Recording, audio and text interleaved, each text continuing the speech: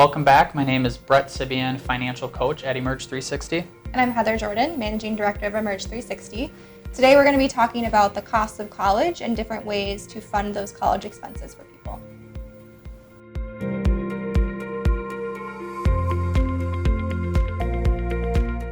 So a couple things, but you should really be thinking about saving early. Like most expenses in life, college education goes up every year, and it's actually been going up faster than inflation, historically speaking. You want to learn about the different types of vehicles that you can utilize to save for college. There's a few different options out there. A lot of them have some pretty good tax advantages, but you want to make sure to pick the one that suits you and your kids' future needs the best. I also think it's important to have a discussion on how much you want to contribute to education.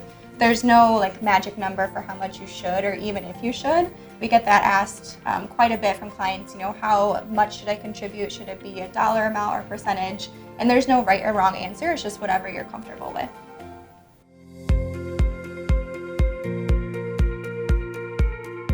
So for an in-state public institution, it's currently $25,000 a year, and for a private institution, it is about $50,000 a year. And looking out 18 years, there's some forecasts that say that a public four-year college will cost $60,000 a year.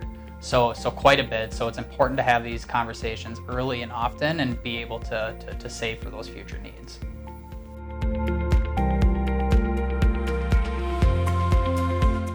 So there's several different ways to save for education for someone. The primary one I would say is a 529 plan that's used specifically for education. There's also different options through Roth IRAs or custodial accounts and things like that. They all have different tax implications and purposes for those accounts, so I would suggest doing some research and talking with a professional to figure out which one is the best option for you.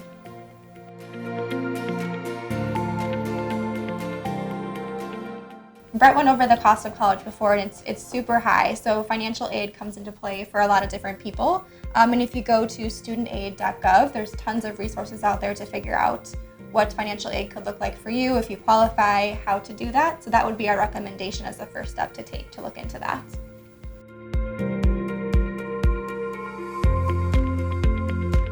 So there's a couple different things that you could implement. You could look into student loans, which is what Heather just talked about. Student can work part-time during college, work full-time in the summer when they're out of college. Also look for a less expensive institution or utilizing a 2-year school before going to a 4-year school.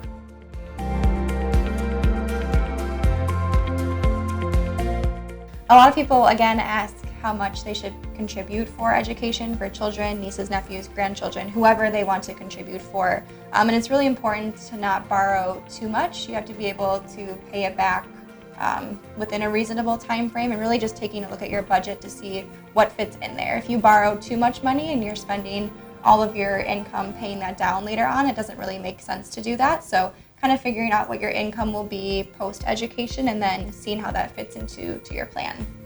It's also important to look at the interest that you're paying on the student loans. So various loans will have different interest rates, and it's important to keep that in mind because that'll be a big component of the repayment when that finally starts happening when you're working.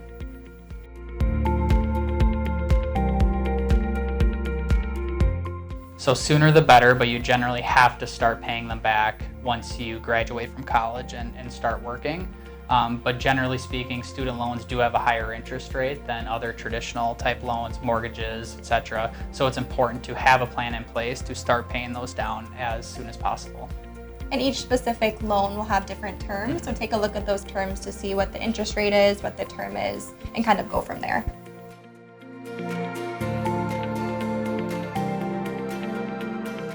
So when it comes to paying back your student loans, there's two components, the principal and the interest. So if you borrow $10,000 and it has an interest rate tied to it, you're going to end up paying over $10,000 back over the 10, 20, 30, or however long the term loan is. So it's important to prioritize your payments and putting as much as you can towards your student loans.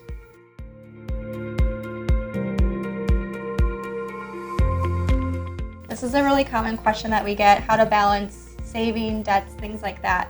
In terms of paying down different types of debt, typically you want to look at the one with the highest interest rate first and try to pay that one down first and then go from there. So if you have a mortgage, credit cards, student loans, you're probably going to want to prioritize paying the credit cards and student loans before paying your mortgage off. So just really taking a look at all of your debt, all of the interest rates, and really just comes down to having a plan and making sure you stick to it. If you or anyone in your family are thinking about education, the cost, how to fund that, we'd love to meet with you and chat about different options. So feel free to schedule a meeting with us at Emerge 360 and we'd be happy to help.